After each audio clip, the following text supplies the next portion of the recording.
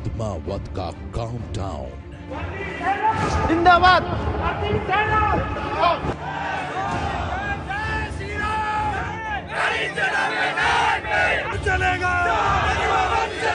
Release से पहले महासंग्राम।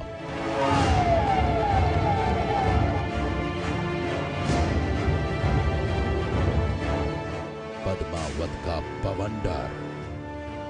रानी पद्मावती एक ऐसा नाम जो सदियों से अतीत के पन्नों में दर्ज है, एक ऐसा नाम जो कई किस्से और कहानियों में शामिल है। कोई कहता है कि पद्मावती चित्तौड़ के महाराजा राव रत्न सेन की महारानी थी, तो कोई पद्मावती को बताता है कि सूफी कवि मलिक मोहम्मद जायसी की यह कल्पना है। रानी पद्मावती से जुड़ी ऐसी ही एक कहानी पर एक फिल्म बनी है जिसका नाम है पद्मावत, लेकिन रिलीज से पहले ही उस फिल्म पर पूरे देश में खड़ा हो गया है तूफान। जिंदाबाद।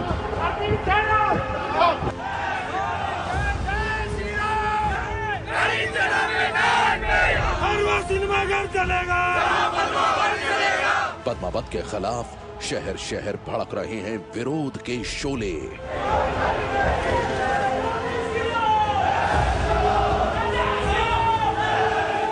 रिक्वेस्ट है आपसे भी, पब्लिक से भी, इस फिल्म को यहाँ पे रिलीज ना करें, ना प्रमोट करें। फिल्म डायरेक्टर संजय लीला भंसाली के विरोध में करणी सेना के स्वयंभू योद्धा अपनी तलवारें लहरा रहे हैं।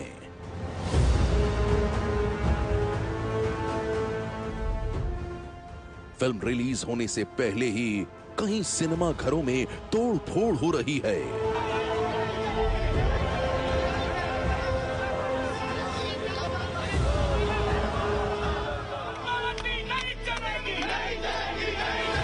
कहीं शॉपिंग मॉल और मल्टीप्लेक्स आग के हवाले किए जा रहे हैं, तो कहीं फिल्म के विरोध की आड़ में सरेआम सड़कों पर हो रही है गुंडागर्दी। पद्मावत का काउंटडाउन। जिंदाबाद।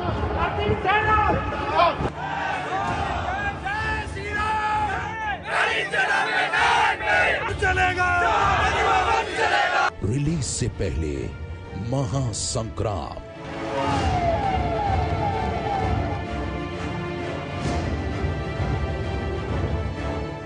पद्मावत का बवंडर। फिल्म पद्मावत के विरोध में आग कई राज्यों में फैली हुई है। राजस्थान से उठी लपटों ने गुजरात, मध्य प्रदेश, उत्तर प्रदेश और हरियाणा को भी अपनी चपेट में ले लिया है।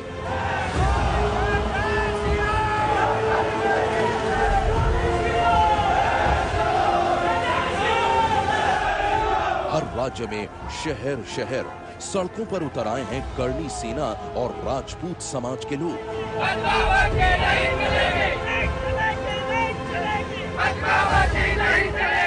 ऐसा लगता है कि करणी सेना और समाज के स्वयंभू ठेकेदारों की नजर में सुप्रीम कोर्ट के आदेश और कानून की कोई कद्र नहीं है। अगर कद्र होती तो ये फिल्म के विरोध में धरने नहीं देते, सड़कों पर उतरकर प्रदर्शन नहीं करते।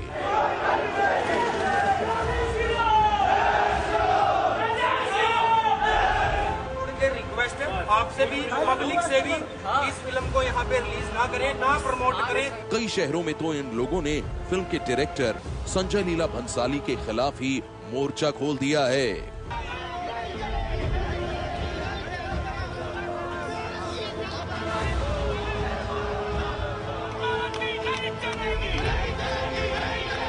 पद्मावत का बवंडर।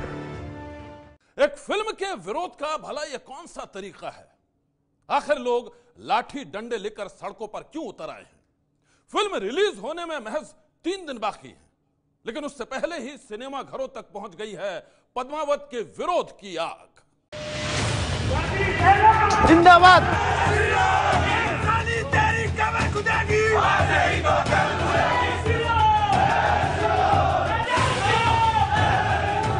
एक सिनेमा हॉल के बुकिंग काउंटर से धुआं उठ रहा है। दूसरे सिनेमा हॉल के बाहर कांच के टुकड़े बिखरे पड़े हैं। तोड़फोड़ और आगजनी की ये दोनों ही तस्वीरें हरियाणा की हैं। फिल्म पद्मावत की रिलीज में अभी 3 दिन बाकी हैं, लेकिन फिल्म की मुखालफत कर रहे कुछ लोगों ने उससे पहले ही सिनेमा घरों को बना डाला है अपना निशाना।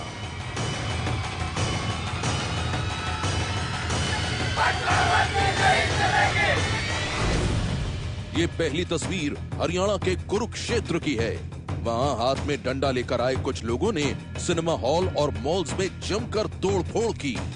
ये पूरा वाकया मॉल के बाहर लगे सीसीटीवी कैमरे में कैद हो गया। तोड़फोड़ करने वाले नौजवान खुद को करणी सेना के झंडा बरदार बता रहे थे।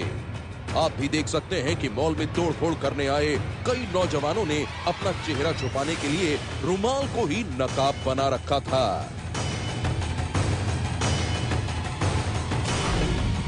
इससे पहले हरियाणा के फरीदाबाद में भी सिनेमा घर को निशाना बनाया गया था। खुद को करणी सेना का सदस्य बताने वाले कुछ लोगों ने दिल्ली से सटे फरीदाबाद में 3-4 दिन पहले एक सिनेमा घर पर धावा बोल दिया। लोगों की भीड़ ने सिनेमा घर के टिकट काउंटर पर पेट्रोल छिड़ककर आग लगा दी।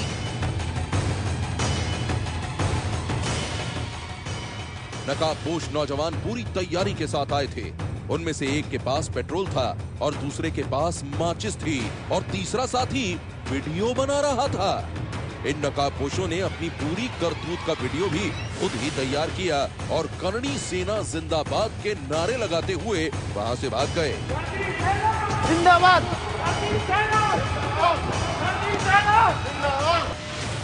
वहीं गुरुग्राम में करणी सेना ने सिनेमा घरों में पर्चा बांटकर चेतावनी दी है कि कोई भी सिनेमा घर मालिक फिल्म पद्मावत को रिलीज न करे वरना अंजाम भुगतना पड़ेगा। हैरत की बात तो यह है कि पद्मावत का विरोध करने के लिए सड़कों पर उतरे तमाम लोगों के हाथों में लाठी और डंडे हैं, फिर भी करणी सेना के ये स्वयंभू योद्धा दावा कर रहे हैं कि इन्होंने सिनेमा घर मालिकों के सामने हाथ जोड़कर विनती की है। यह सिर्फ हरियाणा का किस्सा नहीं है, बल्कि राजस्थान, उत्तर प्रदेश और मध्य प्रदेश में भी इसी तरह खुलेआम हो रही है गुंडागर्दी। फिल्म पद्मावत के विरोध की आड़ में लाठियों से लैस गुंडे सिनेमा घर मालिकों को सरेआम धमकियां दे रहे हैं और हर राज्य में उनके सामने हाथ बांधे खड़ी है सरकार।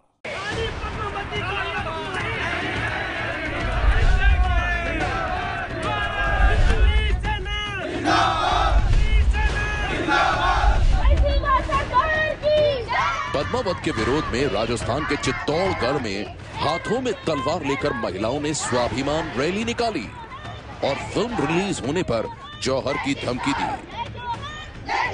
तो राजस्थान के ही भीलवाड़ा में करणी सेना का कार्यकर्ता भूपेंद्र सिंह राठौड़ पेट्रोल लेकर 350 फीट ऊंचे मोबाइल टावर पर चढ़कर जान देने की धमकी देने लगा।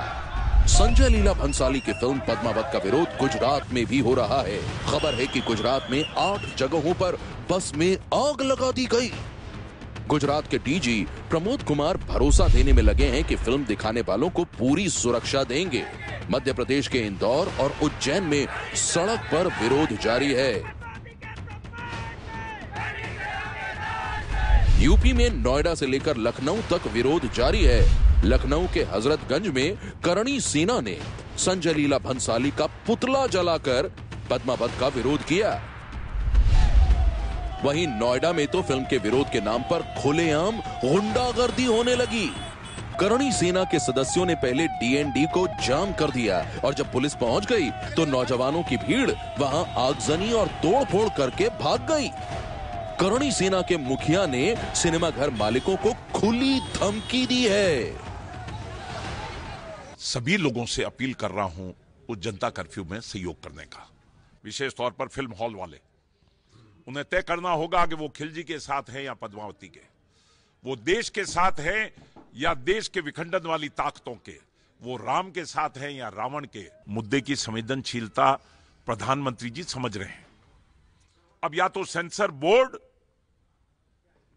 विड्रॉ करे सेंसर सर्टिफिकेट और या भारत सरकार सिनेमाटोग्राफी एक्ट के सेक्शन 6 के तहत विशेष परिस्थितियों में इस फिल्म को देशव्यापी बैन करे। करणी सेना की धमकी से घबराए कई राज्यों के सिनेमा हॉल मालिक डरे बैठे हैं।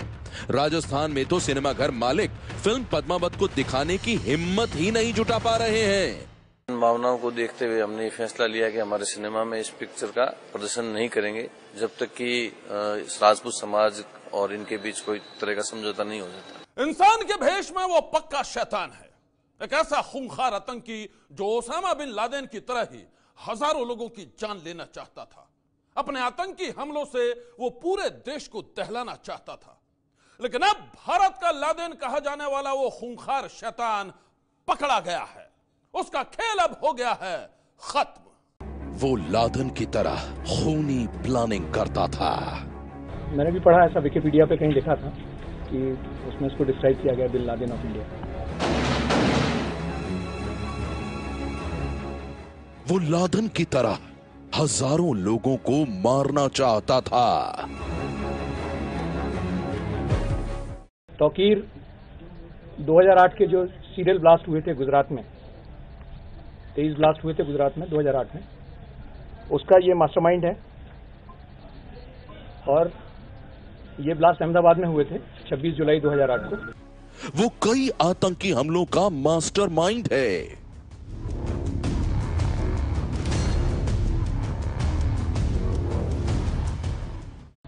बेंगलोर ब्लास्ट में भी इसका रोल है, तो एक बार हम बेंगलोर से कंफर्म करेंगे इसका एग्जैक्ट रोल क्या था।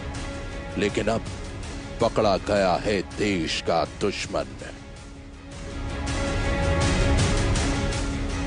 भारत के लादेन की खूनी कहानी।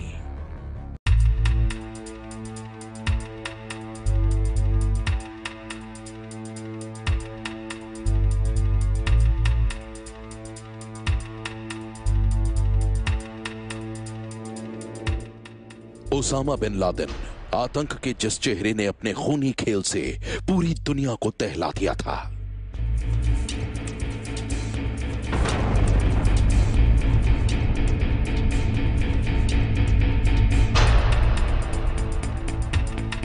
जिसके टेरर अटैक ने हजारों लोगों की जान ले ली थी, उसी ओसामा बिन लादेन की तरह वो भी हजारों लोगों की जान लेना चाहता था। वो भी हजारों लोगों को बेमौत मारना चाहता था। भारत के कई आतंकी हमलों में उसका हाथ है। वो देश में कई बड़े बम धमाके करा चुका है। आतंक की खतरनाक साजिशों की वजह से ही लोग उसे भारत का लादेन कहने लगे थे। लेकिन अब देश का वो दुश्मन पकड़ा गया है। नाम है अब्दुल सुभान कुरैशी उर्फ तौकीर। सर, इसकी ऑर्गेनाइजेशन में से इंडिया का बिन लादेन क्यों कहा जाता है? मैंने भी पढ़ा, ऐसा विकिपीडिया पे कहीं लिखा था कि उसमें इसको डिस्क्राइब किया गया बिन लादेन ऑफ इंडिया। जी हां, ये चेहरा उसी खूंखार आतंकी अब्दुल सुभान कुरैशी उर्फ तौकीर का है, जिसे देश की सुरक्षा एजेंसियां लंबे अरसे से ढूंढ रही थीं। एनआईए ने उसके ऊपर लाखों का इनाम रखा था। मोस्ट वांटेड आतंकियों की लिस्ट में इसका नाम सबसे ऊपर था। इसे पकड़ने के लिए अनेक बार जाल बिछाया गया, लेकिन हर बार ये बच निकलता था। अपने हुलिये के साथ ही ठिकाने बदलने में माहिर तौकीर इस बार भी चकमा देकर भागने की फिराक में था। लेकिन इस बार दिल्ली पुलिस की स्पेशल सेल ने इसे कोई मौका नहीं दिया। दिल्ली के गाजीपुर इलाके में एक मुठभेड़ के बाद आखिरकार ये पकड़ा गया। स्पेशल सेल की एक टीम ने, जिसमें एसीपी गोविंद शर्मा थे, इंस्पेक्टर चंद्रिका प्रसाद, अमूल त्यागी और इंस्पेक्टर रविंद्र जोशी थे। इन्होंने इंडिया का मोस्ट वांटेड टेररिस्ट अब्दुल सुभान कुरैशी उर्फ तौकीर, जो कि को फाउंडर है इंडियन मुजाहिदीन का और एक टाइम पर हेड था सिमी का, इसको परसों रात को पकड़ा है after a brief exchange of fire from the area of Ghazipur. Police के मुताबिक अब्दुल सुभान कुरैशी उर्फ तौकीर खतरनाक आतंकी संगठन इंडियन मुजाहिदीन के संस्थापकों में से एक है। ये प्रतिबंधित संगठन सिमी का भी सरगना रह चुका है। इसकी प्लानिंग भारत में हजारों लोगों की जान लेने की थी, लेकिन इंडियन मुजाहिदीन के तमाम खूंखार आतंकियों के पकड़े जाने के बाद ये अकेला पड़ गया। ये एक बार फिर से अपने आतंक के नेटवर्क को जिंदा करने की कोशिश कर रहा था और इसी कोशिश में ये पकड़ा गया। ये फिर से रिवाइव करने की कोशिश कर रहा था इंडियन मुजाहिदीन को और सिमी को, यूपी में, महाराष्ट्र में, गुजरात में, कर्नाटका में और मध्य प्रदेश में। हमारे पास इंफॉर्मेशन थी कि ये अपने एक ओल्ड एसोसिएट से मिलने गाजीपुर के एरिया में आएगा। इस इंफॉर्मेशन पे टीम कई दिनों से काम कर रही थी और इसको एक ब्रीफ एक्सचेंज ऑफ फायर के बाद परसों रात को गाजीपुर से अरेस्ट किया गया।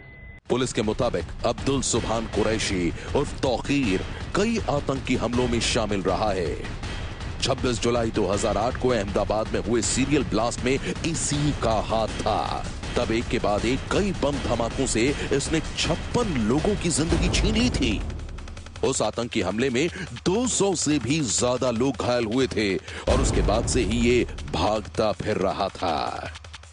तौकीर 2008 के जो सीरियल ब्लास्ट हुए थे गुजरात में, 23 ब्लास्ट हुए थे गुजरात में 2008 में, उसका ये मास्टरमाइंड है। और ये ब्लास्ट अहमदाबाद में हुए थे 26 जुलाई 2008 को। कुछ दिनों बाद 29 अनएक्सप्लोडेड आईडी मिले थे सूरत से, वो भी इसी की मास्टरमाइंड था, उसका भी ये, और वो प्लांट किए गए थे। वो अनएक्सप्लोडेड रह गए थे due to some technical reasons.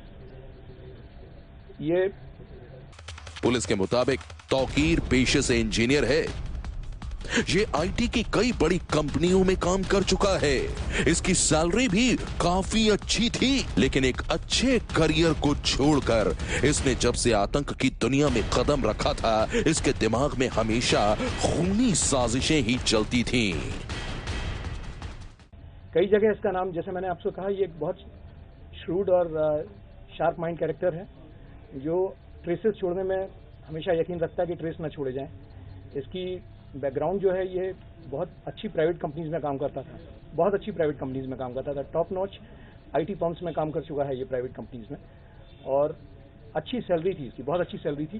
Technical background है, इंजीनियर है ये, और इंग्लिश मीडियम स्कूल्स में पढ़ा हुआ है। ऐसा नहीं है कि कोई डिप्राइव्ड फैमिली से आया हो, अच्छे इंग्लिश मीडियम स्कूल्स में पढ़ा हुआ है, इंजीनियर है, आईटी फर्म्स में इसने काम किया हुआ है, और टेक्निकल नॉलेज इसकी बहुत साउंड थी।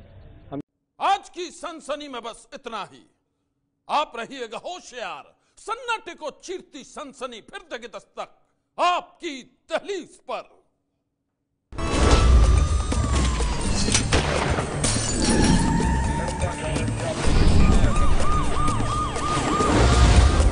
सनसनी